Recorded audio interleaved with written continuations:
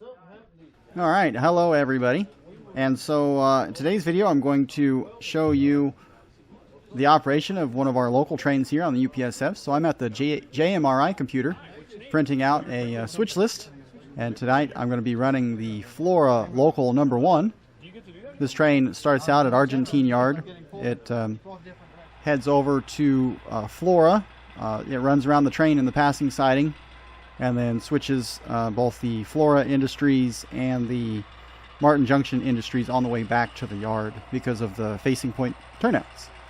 So I've got my switch engine here, and I'm coming into yard track number 203. I've got 2 cars to pull out of 203.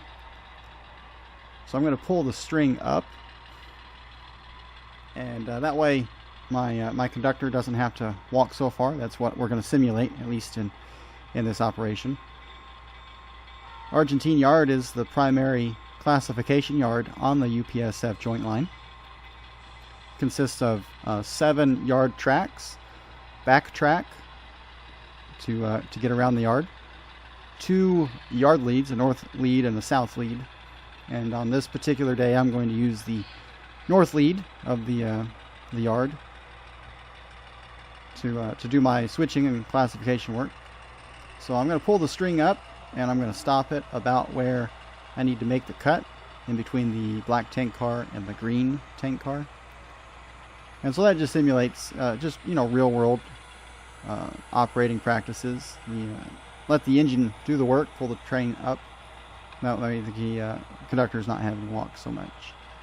So I need both the black Santa Fe tank car and that brown BNSF covered hopper. Those 2 cars go to the industries along the route. So I'm going to pull up on the north yard lead here, but I can't back up to my caboose yet because we've got a manifest train departing with a couple of cotton belt GP60s, and so they're going to cross over to the south lead and zip around me as they cross back over and head out onto the main line to do some running tonight. Wednesday nights are usually very popular at the UPSF. A lot of people like to come and run their train, or maybe get a switch list and do some switch jobs. So it generates a lot of interesting traffic, and occasionally having to pull over in passing sidings and wait for some other people to run. So he's clear of me now. I can line that switch and shove my 2 cars back to the caboose. I only need the 2 back cars there, so the other car here in a minute I'll put back over. I just got to make sure whatever cars I move that I don't need in my train, I need to make sure I put back onto the yard track that they originally came from. The system, the JMRI system that we use to keep track of where the cars go and generate the switch list, needs to know exactly where every car is located. So that's why it's important to put the cars back where you got them for cars that you don't need on your switch list. On our layout, we use these bamboo skewers to uncouple between cars. It works pretty good to poke the head of the skewer down in between the knuckle faces on like the KD couplers, and a little bit of twizzle action, and it usually is able to separate the cars pretty easily. All the switches on the layout are Pico, and they have that spring on the points, so we can just throw the switch with a flick of a finger there. It makes things pretty easy and handy. Now normally I would have shoved my train all the way clear of the yard ladder whenever I'm building a train like that, but my camera was in the way, and I wanted a good view with the camera, so I left the camera there, and I just went ahead and built my train on the yard ladder. I know you're not supposed to do that, but tonight was an exception. So I put that car back on track 203, and then I can slide over to track 202 and pick up the other car that I need for my train.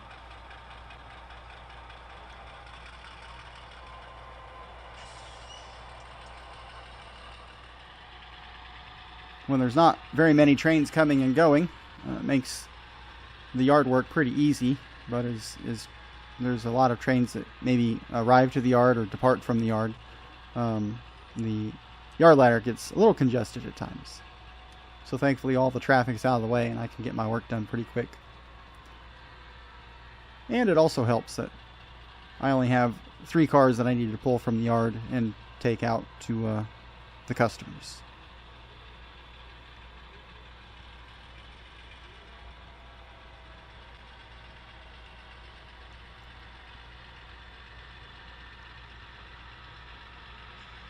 So I'm easing down track 202.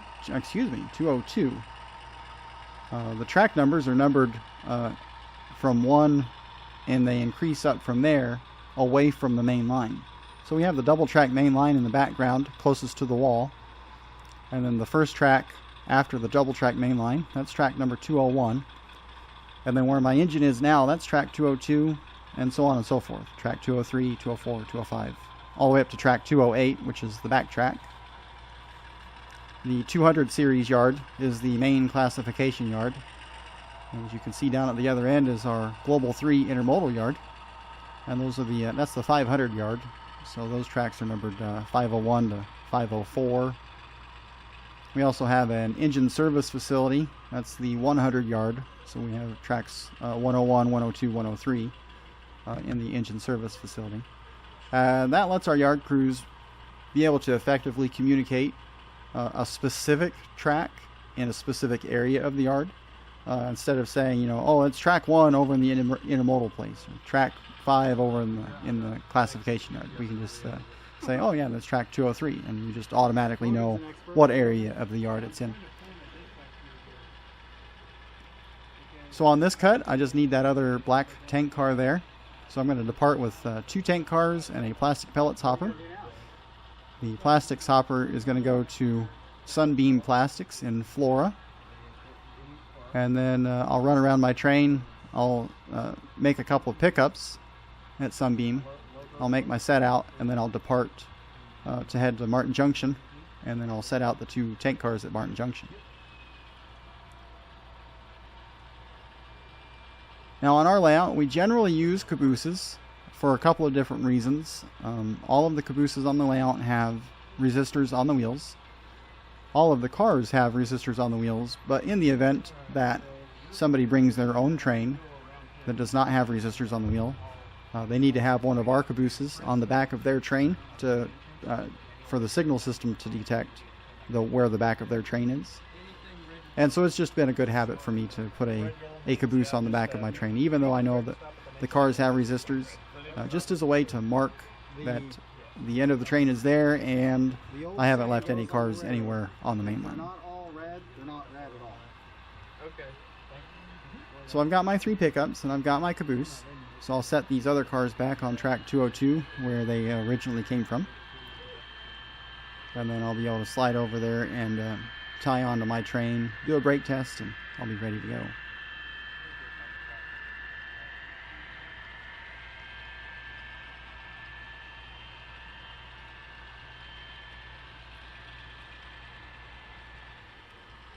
Now, switching in a yard is a lot of fun.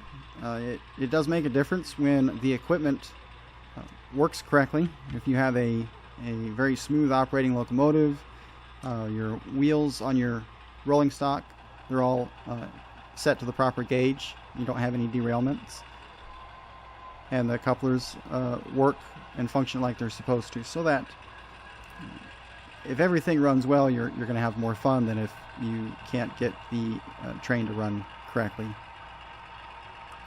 Having a smooth engine makes a world of difference when you're trying to run in a prototypical manner, because you could run a lot slower and make smoother couples, smoother joints with other cars.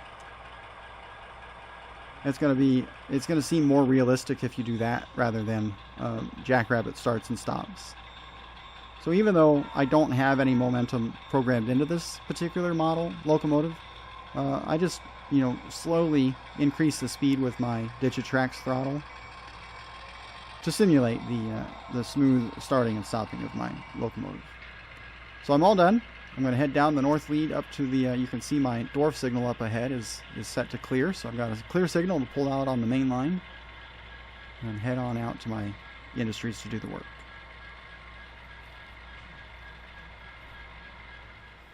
So we're coming past Martin Junction. We're going to come back here later and set out our 2 tank cars. We're going to cross the road, crossing here, and head on through Star Siding. And then we're going to come up Williams Loop. This is a loop that turns back around to allow our train to go the opposite direction on a different segment of the layout. We're going past the area known as Xenia now. That's the intermediate signal we just cleared. And we've arrived at Flora. Now we're coming past Abner Cold Storage right now, but we don't have any work for them today. No pickups or setouts. So we're just going to pull up to the east end of Flora Siding. And we've got a red signal as the camera pans around here.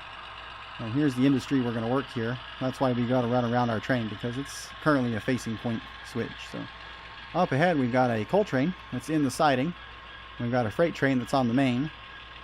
The dispatcher is going to flag us by this signal. That means they're going to give us permission to pass the red signal after stopping, to allow us to pull up to clear the coal train. The coal train will depart. The freight train in front of us will depart. And then I can go ahead and get my engine run around to the other side of my train. You can see there where I've turned the ditch lights off, I've dimmed the headlight. That's a railroad rule when you're meeting or passing trains in the opposite direction, to dim your headlight and turn off your ditch lights. The Norfolk Southern engine there, they did the same thing. And now that we've cleared the switch has been thrown, the coal train has a clear signal out onto the main line. Now this siding, this area is known as Flora, and that photo backdrop there is of the actual town of Flora, Illinois, near where this layout is located. And that's the actual B&O depot that still stands in town today, which is why we included a B&O style CPL signal there on the main line. So this coal train is 36 empties. It's got an engine up front and a pusher engine on the back. The coal train's heading up to the branch line, to the coal mine, to get loaded with a fresh load. And I was talking to the crew while we were waiting for the traffic to clear up. They said they had to set out their 36 empties, and then they had to run over to the switch over to the other track at the coal mine and pick up 36 loads and bring them back down the branch line. So now all that traffic's out of my way. I've cut off my engine. I'm going to run it down to the other end of the siding, and then I'm going to come up the siding track here to run around my train.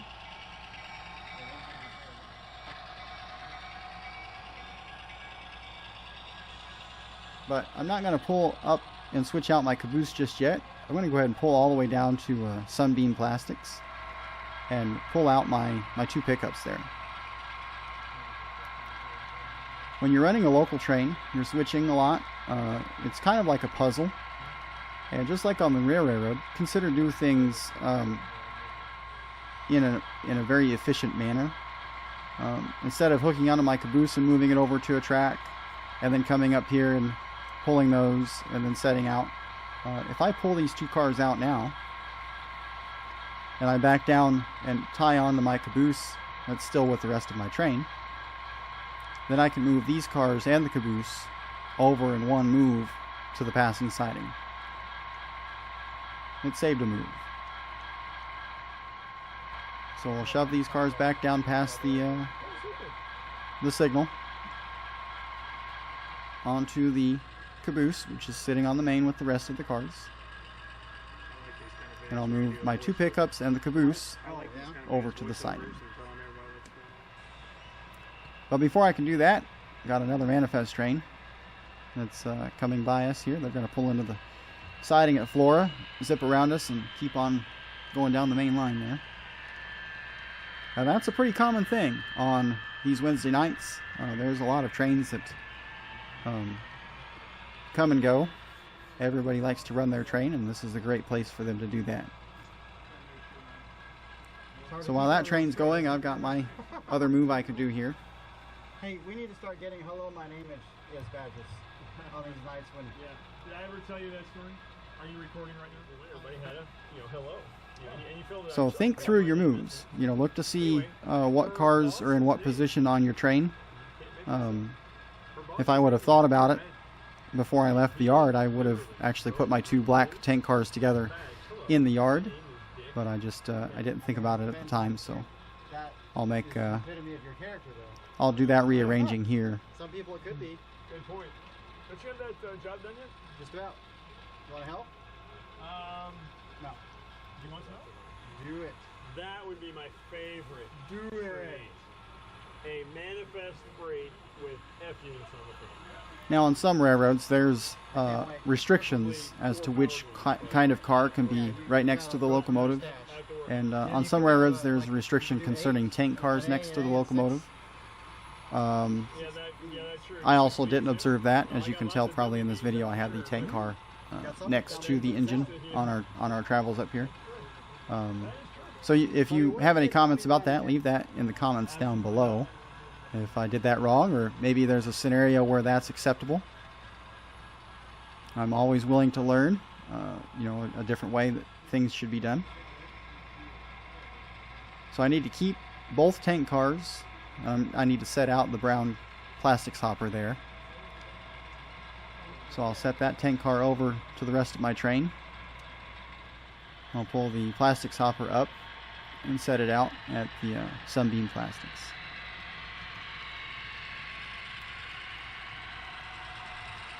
Now this locomotive I'm using, this is the new locomotive. If you are a subscriber to my channel, you probably just noticed the other day I posted the video on a review of this locomotive and installing the sound in it and putting the weathering and graffiti on it. So if not, here, look on the upper right hand corner on your screen, and I'll leave a link to it up there so you can go and watch that review if you want. So I've got my car set out, line the switch back, and head back to the rest of our train that's sitting back there on the siding, and I'll be ready to head on out of Flora and work my way down to Martin Junction. If you're wondering what those black boxes are there next to each of the switch points, those are micro switches. That's for the signal detection system to know whether a switch is open or closed. And if that switch is open, it presses on that micro switch and it shunts the track circuit so that the signal system can detect that switch is open. So I've got my train together. We're going to head on out of Flora and work our way west towards Martin Junction. So we're coming back past Xenia. We don't have any work for Xenia today. And back around Williams Loop.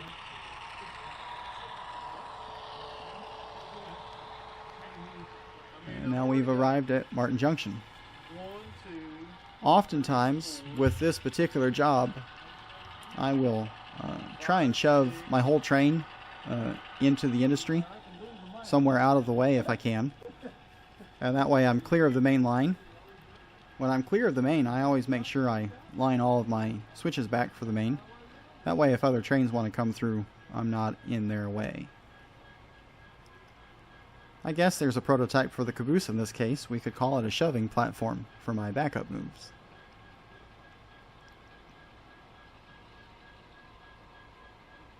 Do you use cabooses on your layout? Let me know in the comments below.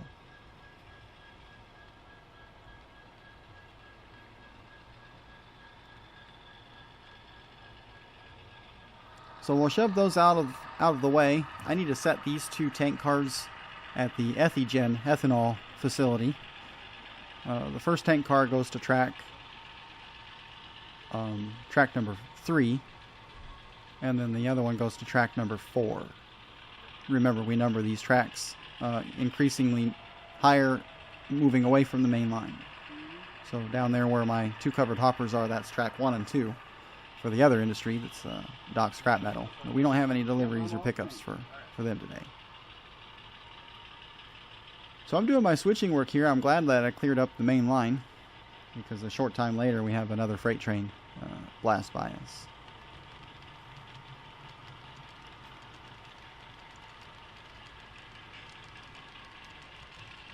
Now sometimes if I've got too much train with me from working other industries, maybe it was just a busier day at the for this job, it's not always possible to clear the main line. So in that case, people running their trains, well, they'll just have to wait. But I'm glad today that I was able to clear up. So I'm going to carefully spot my tank cars here at the Athearn Gen facility. We can see the freight train heading up Williams Loop in the background there. Now that grade going up the loop, that's a 2% grade, but it's on a curve, so it's equivalent to 2.25%. Having any kind of incline and a curve together, they really make trains, engines struggle going up there. So I've got my 2 tank cars spotted. The 2 covered hoppers are going to head back to the yard with us.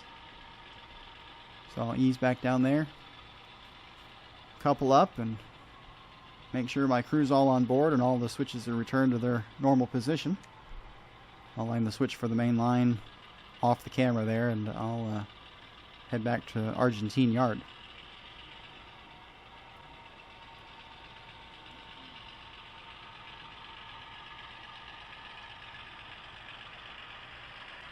Well, that was a pretty easy day's work.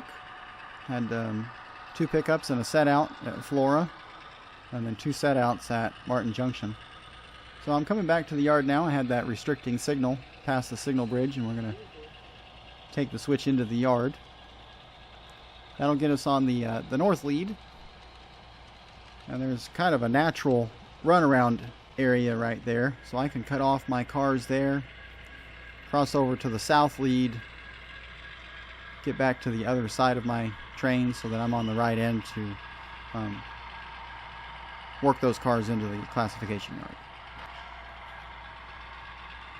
Now I could have gone to the west end of the yard. There's no yard lead down there. It's just a ladder and it comes out onto the main line. I could have gone down to that end and put my cars in from that end and saved myself having to run around them like this. But then I would have been using the main line as a yard lead, and with as many trains that were running on the main line tonight, I felt I would have probably gotten in the way a little bit more. So I'll just stay out of the way the best I can. So my paperwork, my switch list says that 1 car goes to track 203, and then the other car goes to track 202. So I got to make sure I get the right car number set to the right yard track. That way, when I terminate the train in JMRI, the system can update the car's locations, and the next person to run the train that gets that car will know where to look for that car. Now at this point, my GoPro battery was down to about 2%, and I didn't think to bring a spare battery with me. So I'm really glad I was able to get my job done quickly and efficiently, and there weren't very many delays on the main line having to wait a real long time in passing sidings. Otherwise I may not have had enough battery juice to get all this video recorded, and I would have just ruined the whole night. So that didn't happen this time. Next time I guess I need to remember to bring my spare battery.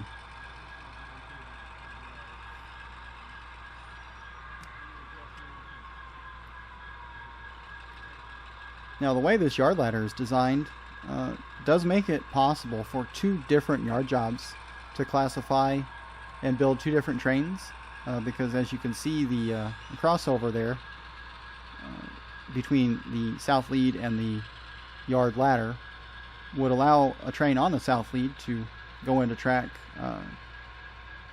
what is that, track 205, 6, 7, and 8 back there, and then the north lead could switch the track 1 through 4.